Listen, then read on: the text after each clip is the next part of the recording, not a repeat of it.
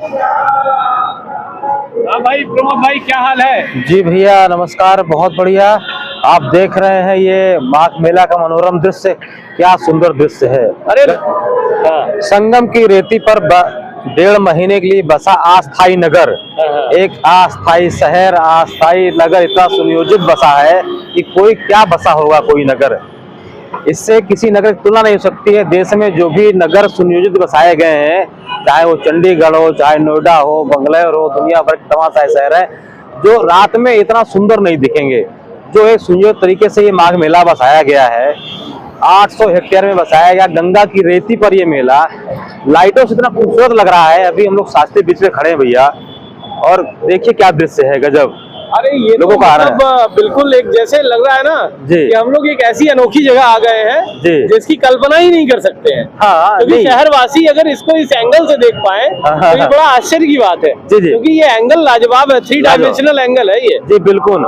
यहाँ से अब समझिए कि गंगा जी नहीं दिख रही है, रात का समय है, लेकिन आप देखिए कि गंगा के इस पार, गंगा के उस पार और संगम के उस पार, यानी कि ये तीनों तरफ से आपकी नजर जहां तक जाएगी ये टिमटिमाती रोशनी आपको दिखेगी।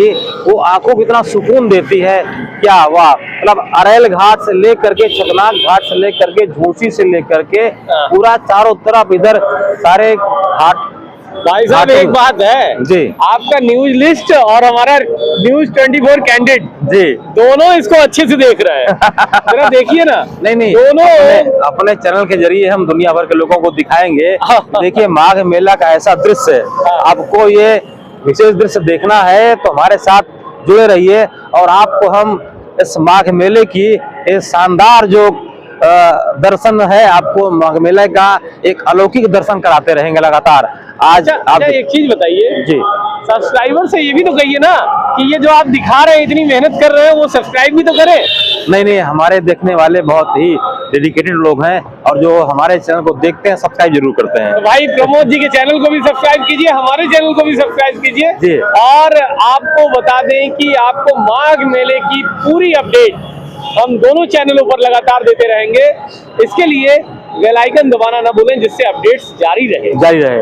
माघ मेला का दर्शन जारी रहे, माघ मेला से हर अपडेट आपको मिलता रहेगा। अच्छा 14 तारीख के बारे में बताइए। 14 और 15 को खिचड़ी का स्नान, 15 जनवरी को मकर संक्रांति है, पिछले कुछ वर्षों से होने लगी, पहले 14 जनवरी को होती थी, अब 15 जनवरी को मकर संक्रांति है। मकर संक्रांति के स्नान को लेकर के तैयारियां तो है, प्रशासन भी तैयार है और जनता आने को तैयार है, जबरदस्त भीड़ रहेगी, उसको लेकर के सारे इंतजाम किए गए हैं। प्रशासन ने व्यवस्था कर ली है, सड़कें सब चौड़ी कर दी गई हैं, आना जाना लोगों को सुगम होगा, लोग आराम से आए, स्नान करें। और एक बात है, पहले कई बार के स्नान में स्नानार्थियों के द्वारा, श्रद्धालुओं के द्वारा, साधु संतों के द्वारा पानी को लेकर के बड़ी बातें कही जाती थी। इस बार पानी को लेकर के किसी ने कोई बात उठाई नहीं है। इस बार पानी को लेकर भैया शिकायत नहीं आई, क्योंकि पानी पहले छोड़ दिया गया है। तो इस बात का मुख्यमंत्री योगी जी ने ध्यान रखा था कि पानी पहले से बांध छोड़ दिया गया, पानी का फ्लो पहले से गंगा में बेहतर रहा है। आपको बता दें अभी पौष पूर्णिमा का स्नान से पहले पानी इतना ज्यादा आ गया कि महावीर पुल से लेकर के त्रिवेणी पुल के बीच में पानी की धार इतनी तेज हो गई है कि वो घाट बंद करना पड़ा था। एक घाट, हाँ, पानी का फ्लो तेज हो गया था।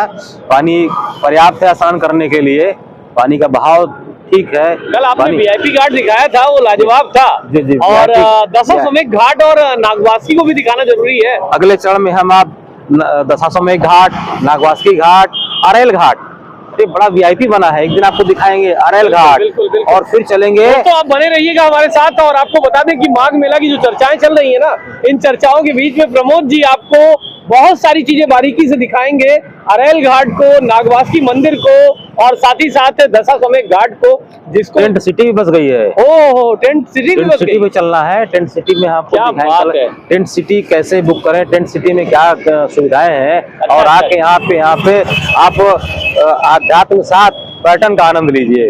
यानी प्रयागराज नगरी में जो है धर्म की, आस्था की नगरी तो है ही है, जी। और अध्यात्म का पूरा आनंद यहाँ से उठाया जा सकता है। यहाँ पे तो अध्यात्म और पर्यटन का संगम है, गंगा यमुना केवल संगम नहीं है, यहाँ कई संगम है। अच्छा प्रमोद जी एक बात और है, कल्पवासियों से आपने बात की, उस दिन कल्पवासी नानी जो थी उनसे बात किया था आपने।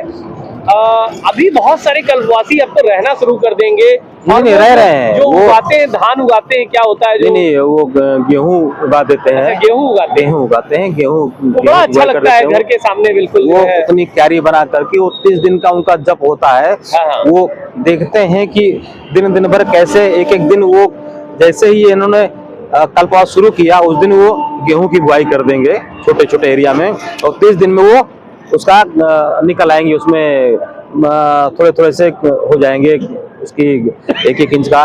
तो वो एक प्रकार से जीवन है कि 30 दिन में जीवन रुकता नहीं है।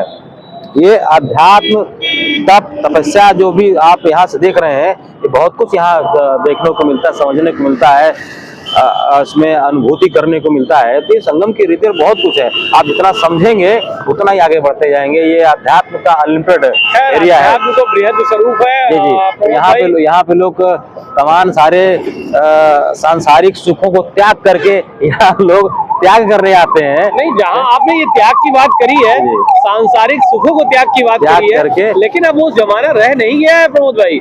अब वो सांसारिक त्याग जो त्यागता है इंसान जो सुखों को, वो मुझे दिखता नहीं, क्योंकि बाबाओं लोग जो है बड़ी बड़ी गाड़ियों में बैठते हैं, बड़े बड़े मोबाइल, आप देखिए सबके पास आईफोन रहते हैं। वो कुछ सुख सुविधाएं आ गई हैं तो बाबा लोग हाईटेक हो गए हैं। बचाव नहीं कर रहे हैं आप? नहीं, बचाव नहीं कर रहा बाबा को, लेकिन अभी भी हम जब घुसेंगे कल्पवासियों के टेंट में, तमाम सारे कल्पवासी ऐसे हैं जो तपस्या ही कर रहे हैं यहाँ पर। बाकी लोगों से मतलब नहीं है, लाखों लोग, लाखों में से यहाँ भिन्न भिन्न प्रकार के लोग आपको मिलेंगे इस मेले में।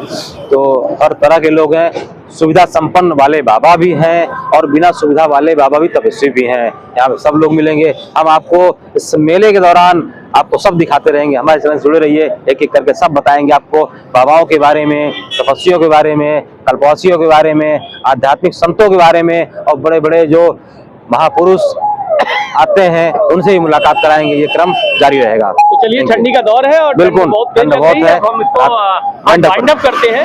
और आप निश्चित रूप से हमारे साथ बने रहिएगा। निश्चित रूप से हम आपको ढेर सारी चीजें ऐसी जो माघ मेला में अनोखी और अनूठी है वो दिखाते रहेंगे। हम और प्रमोद एक साथ आपको माघ मेले की ढेर सारी तस्वीरों के साथ, ढेर सारे विजुअल्स के साथ मौजूद रहेंगे हर दिन।